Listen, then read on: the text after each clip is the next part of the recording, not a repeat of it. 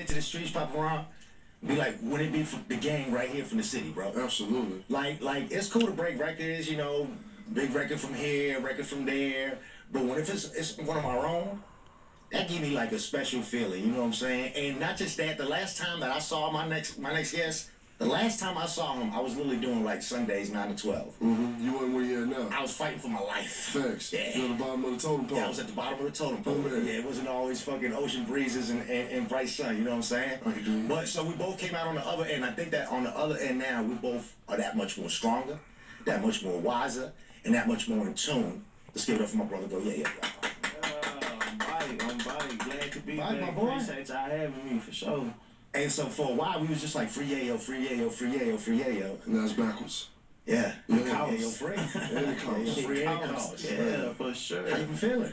Man, I'm just happy to be home, back to get back to my family, my kids, my friends, you know what I'm saying? Right. But I heard you was bossing up while you was gone too. Oh, for sure. I just, you know, when you put you in a situation, you got to come out on top. That's how that works. I'm a lion. You throw me in the jungle, I'm gonna come back a beast. I had to run it. That's just how I was designed. Right.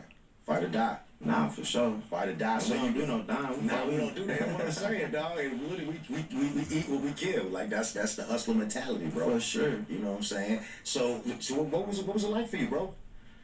Can I cuss on there? Yeah, you said it before before you there. I be making sure I was radio professional. We doing this our way. You asked me what was prison like? Yeah. It's prison for sure. Right, not pleasant. It's prison for sure, but you know, I'm gonna make the best of everything, but I really just took that time to like get my mind right. I did my body right, kinda decent, you know what I'm saying? I got my weight up. Yeah. You know what I'm saying? But it was like I said, it ain't nowhere you wanna be at.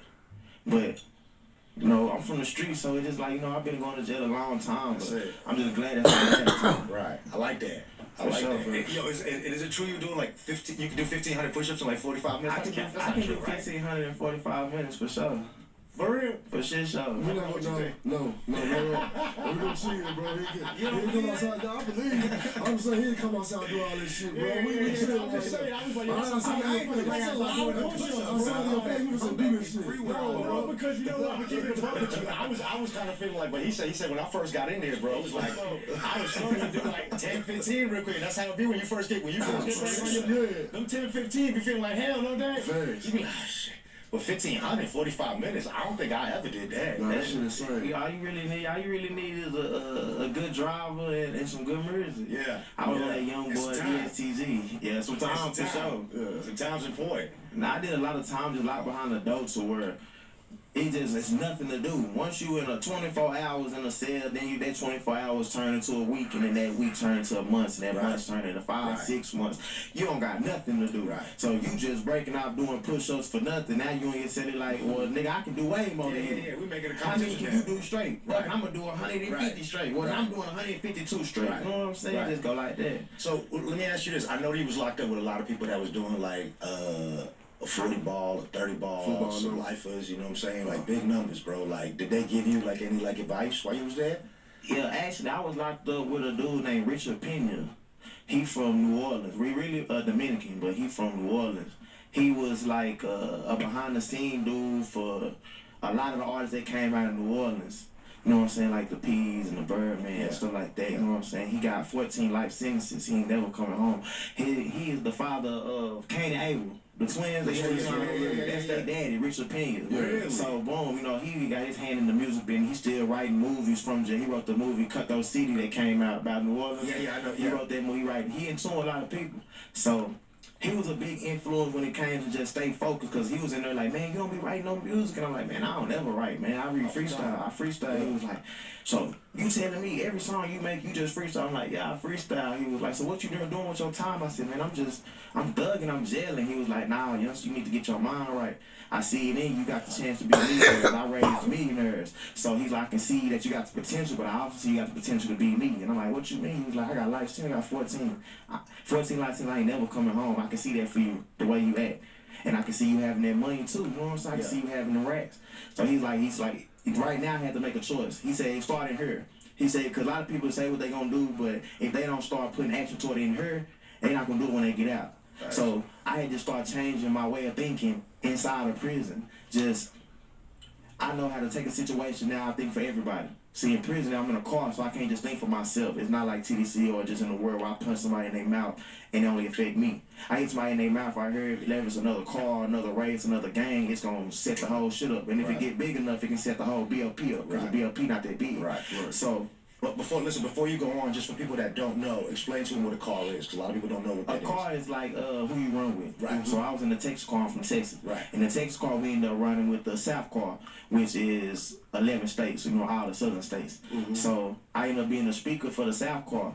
You know what I'm saying? I was like the third youngest person in the car, but the old head seen that it's a lot of young dudes that's coming around and the people that's like, yeah, and a lot of people that's 30, 32 years old, 33 years old, they still got young minds. Right. If you lock somebody up that's 18 or lock somebody up at 20, even 10 years later, they still got a 20-year-old mindset because they haven't lived 20 years of life in the free world as in prison. Now, the car. Oh, yeah, but like I was saying, so it put me in a good position. So like I said, I just really had to change my way of thinking and my mindset.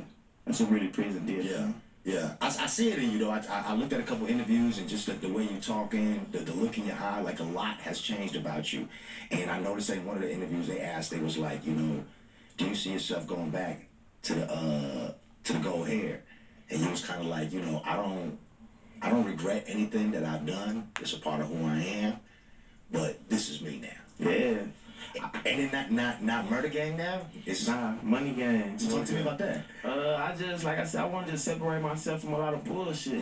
You feel me? It's just, like, I really believe in the power of the tongue, and then it's the vibe you put out. Like, if you really keep wishing for something, it'll happen, which is good or bad. Right. And I don't want nothing bad coming to me or the people around me, because... How long you been believing it? About a few years now. Probably like, recently, right? I say I ain't even gonna about 2 years. I don't think you had that on you before. Before I left, yeah. Of course not. I was on bullshit. Right. And before I left, I was on some wild shit, like some crazy crash and shit. You know what I'm saying? I just didn't realize how big I was. And I ain't gonna say I didn't realize how big I was. I knew it, I just didn't believe it all Let's the way. stay right there for a second, because I remember I used to talk to bro. I can't say bro name no more because whatever, but I used to talk to bro, and I would literally tell him that, bro. I'd be like, man, it's just he's so dope. I said, but I don't think he realizes how dope he is and how much influence and power he has over other people. Facts. Nah, it's just, I can see it just, I don't want to blame my city because I like to take accountability for my own action, but just the environment I'm in and where I'm from, I couldn't see past it. Even though I knew I was crazy. I'm going to LA, I'm going to New York, I'm going to Atlanta, even Houston, and I love it here. And I'm like, man, I love it here. But then I could really get homesick. I couldn't stay there longer than a week. I stayed in a month in LA. Thought I was just going through it. I want to go back to Fort Worth. I don't know. I think the streets just had they clouds in me. You know what I'm saying? It was just in me. Yeah. But now they just sent me to Florence, Colorado. They sent me in the middle of a mountain, a straight hick town. Is that the Supermax? Yeah, it's the Supermax. But I wasn't. Where Chapo was? That's where Chapo, but he next door. I wasn't at the same My cousin was at the one next door with the one where Chapo was at. Yeah, that's where he probably there with me. Yeah. But it's just, now that they took me in Colorado, and it's just like, I've been gone. It's the longest I ever been away from my city. It's like I broke the hold for some reason. I broke the hold. It's like I can care less about being here. I love it here, but I want to do good here. You know what I'm saying? Everything I did in the city of Fort Worth, Dallas, in the surrounding city was all bad. Right. I did probably, the only thing best I ever did was like do music and give away some turkeys or